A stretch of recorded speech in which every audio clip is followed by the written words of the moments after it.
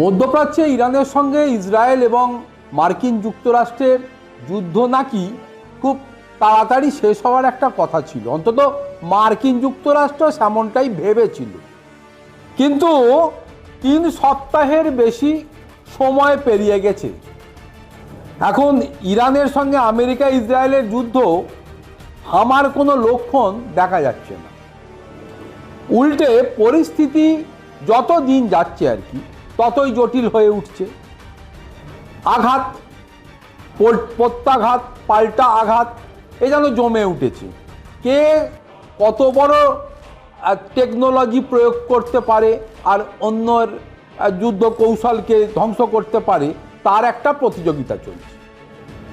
এই আবহে যুদ্ধ থামাতে ইসরায়েল এবং আমেরিকাকে 6টি শর্ত দিয়েছে ইরান, যেটা উল্টো দিক থেকে হচ্ছিল আর কি। ওই মার্কিন যুক্তরাষ্ট্র শর্ত টর্ত চাপাচ্ছিল, এখন ইরান শর্ত দিচ্ছে যুদ্ধ যদি থামাতে হয় তাহলে ওদের ওই 6টা শর্ত মেনে নিতে হবে। ইরানের কর্মকর্তারা বলেছেন, সংঘাতের বর্তমান পর্যায়টি একদিকে যেমন সামরিক শক্তির প্রতিফলন, তেমনটি আঞ্চলিক ক্ষমতার ভারসাম্যও বটে। এবং একসঙ্গে তারা জোর দিয়ে বলেছেন যে উত্তেজনা প্রশমনের যে কোনো পথে যেতে অবশ্যই তাদের ঘোষিত শর্তাবলী পূরণ করতে হবে, এবং ওই মার্কিন যুক্তরাষ্ট্র এবং ইসরায়েলকে। তেহরান স্পষ্ট করে দিয়েছে যে তাদের নির্ধারিত লক্ষ্য অর্জিত না হওয়া পর্যন্ত সামরিক অভিযান অব্যাহত থাকবে। এবার জেনে নেওয়া যাক ইরান ঠিক কি কি শর্ত ওই মার্কিন যুক্তরাষ্ট্র এবং ইসরায়েলকে দিল যুদ্ধ যদি থামাতে হয় তাহলে এই শর্তগুলো মানতে হবে। প্রথম শর্ত, ভবিষ্যতের নিশ্চয়তা। কি সেটা? ভবিষ্যতে ইরান বা এই অঞ্চলে এ ধরনের যুদ্ধ আর হবে না এমন আন্তর্জাতিক ও আইনি নিশ্চয়তা দিতে হবে। 2 নম্বর, মার্কিন ঘাঁটি প্রত্যাহার। মধ্যপ্রাচ্যের দেশগুলোতে থাকা যুক্তরাষ্ট্রের সমস্ত সামরিক ঘাঁটি স্থায়ীভাবে বন্ধ করে দিতে হবে, কোনোটা অ্যাক্টিভ রাখলে চলবে না। 3 নম্বর, ক্ষতিপূরণ দাবি। চলমান সংঘাতে ইরানের যে ক্ষয়ক্ষতি হয়েছে, যে ডিস্ট্রাকশন হয়েছে, তার জন্য আমেরিকা ও ইসরায়েলকে যৌথভাবে সেই ক্ষতি পূরণ করতে হবে। চতুর্থত, কেবল ইরান নয়, ইরান সমর্থিত সকল সশস্ত্র গোষ্ঠী বা প্রতিরোধে অক্ষের ওপর সকল প্রকার হামলা ইসরায়েল ও আমেরিকাকে অবিলম্বে বন্ধ করতে হবে। পঞ্চমত, হরমুজ প্রণালীতে নতুন আইন প্রণয়ন করতে হবে। বিশ্বের অন্যতম গুরুত্বপূর্ণ জ্বালানি সরবরাহ পথ হরমুজ প্রণালী পরিচালনা সম্পূর্ণ নতুন আইনি কাঠামো প্রবর্তন করতে হবে বলেও ইরান জানিয়েছে। ষষ্ঠ বা 6, ভিন্ন মতাবলম্বীদের হস্তান্তর।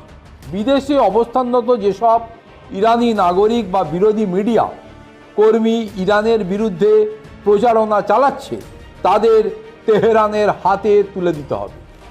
ফলে সব মিলিয়ে এই 6টা শর্ত ইরানের পক্ষ থেকে দেওয়া হলো ওই মার্কিন যুক্তরাষ্ট্র এবং ইসরায়েল জোটকে, যে এই 6টা শর্ত যদি তারা মেনে নেয় তাহলে তারা এই প্রতি আক্রমণে যাবে না, পরিস্থিতি স্বাভাবিক হবার জন্য তারা উদ্যোগী হবে। কিন্তু প্রশ্ন উঠছে, সত্যি কি ইরানের দেওয়া এই 6টা যে শর্ত সেটা মেনে নেবে ইসরায়েল এবং মার্কিন যুক্তরাষ্ট্র? ইতিমধ্যে যা খবর যে 48 ঘন্টার যে আলটিমেটাম দেওয়া হয়েছিল ইরানকে ওই মার্কিন যুক্তরাষ্ট্রের পক্ষ থেকে, যে কথা যদি না শোনা হয় এবং তারা যদি এই যুদ্ধ করতে করতে এই যে প্রতি আক্রমণ বা এই যে ডিস্ট্রাকশনগুলো করছে এই জায়গাটায় যদি তারা এইসব বন্ধ না করে তাহলে কিন্তু বড়সড় ধ্বংসের সম্মুখীন হতে হবে ইরানকে, এবং একাধিক তাদের এই যে পরিকাঠামো থেকে শুরু করে যে সমস্ত নেভাল বেস, এয়ারফোর্স বেস বা যেগুলো রয়েছে সেগুলো ধ্বংস করে দেওয়া হবে, এমনকি তেলের স্টোরেজও ধ্বংস করে দেওয়া হবে বলে সেখানে মার্কিন যুক্তরাষ্ট্র বলে জানিয়েছিল।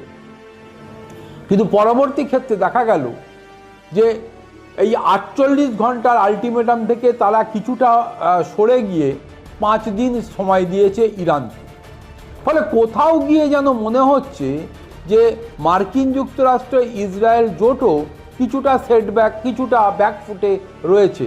আন্তর্জাতিক মহলে, বিশেষজ্ঞ মহলের ধারণা যে মার্কিন যুক্তরাষ্ট্র এবং ইসরায়েল এই মুহূর্তে যে আক্রমণ প্রতি আক্রমণের মধ্যে পরিস্থিতির মধ্যে পড়েছে, তাতে করে কিন্তু এই মধ্যপ্রাচ্যের সম্পূর্ণ এলাকায় তারা একঘরে হয়ে যাচ্ছে।